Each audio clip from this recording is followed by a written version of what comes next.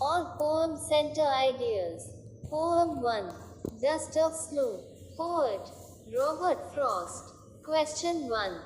Central idea of the poem Dust of Snow. Answer. It is a beautiful short poem that tells that even a simple moment has a large significance in changing one's attitude. The poet appreciates the beauty of the snowflakes which changed his mood and saved many precious moments from being wasted. Poem 2. Fire and Ice. Poet Robert Frost. Question 2. Central idea of the poem Fire and Ice. Answer. The poem Fire and Ice by Robert Frost revolves around the theme that human emotions like desires and hatred are destructive when allowed to run out of control. They can destroy a person morally, mentally, and physically. Poem 3. A Tiger in the Zoo. Poet Leslie Norris. Question 3. Central idea of the poem A Tiger in the Zoo. Answer.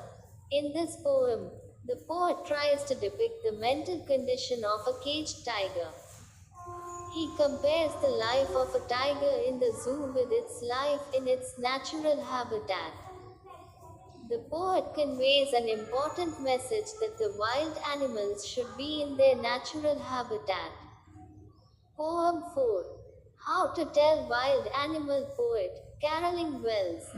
Question point 4. Central idea of the poem How to Tell Wild Animals. Answer. The central idea of the poem How to Tell Wild Animals is to humorously describe various wild animals by their distinctive traits, using playful and exaggerated descriptions to entertain the reader. Poem 5. The Ball Poem. Poet John Berryman. Question 5. Central idea of the poem The Ball Poem. Answer. The central idea of The Ball Poem by John Berryman is the inevitability of loss and the importance of accepting it as part of growing up, symbolized by a boy losing his ball. Poem 6. Amanda. Poet Robin Klein. Question point 6. Central idea of the poem Amanda. Quote question mark. Answer. The central idea of the poem Amanda by Robin Klein highlights the pressure and constraints imposed on a young girl, Amanda, by societal expectations, stifling her freedom and imagination. Poem 7. Trees. Poet Adrian Rich. Center idea. In this poem, the poetess shows the conflict between man and nature. It is a nature poem. The natural habitat of trees is forest, and many birds, insects, and animals are dependent on them. If there are no trees, the ecological balance will be disturbed. Man has uprooted trees and kept them in artificial habitat. The poetess tries to convey that, like human beings, trees also need freedom. Poem 8. Fog. Poet Carl Sandburg. Center idea. Through this poem, the poet gives a powerful image of the nature, the natural world. The poet beautifully captures the moments when the fog comes. He compares the movement of fog with that of a cat.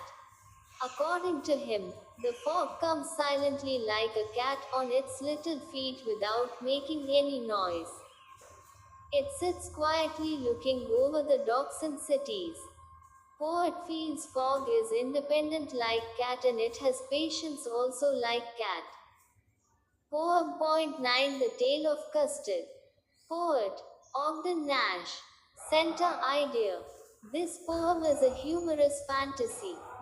Belinda lives alone in her house with 4 little pets: a dog, a cat, a mouse, and a dragon named Custard.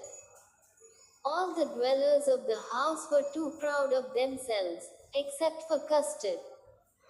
They used to boast about their bravery and mock poor Custard for being a coward. The poet wants to convey that appearance may be deceptive. If you don't raise your voice, your merits and real value may not be recognized by others. Poem 10. For Annie Gregory Poet, William Butler Yeats. Center idea. In this poem, the poet wants to convey that most people love others as per their outer appearance and get attracted. For them, the outer appearance is more important than the real worth of a person. In this beautiful poet, the poet says that Annie Gregory is loved for her beautiful hair, not for her qualities of head and heart. We should look for spiritual and inner beauty of a person. Physical beauty is momentary. Only God loves a person for himself alone.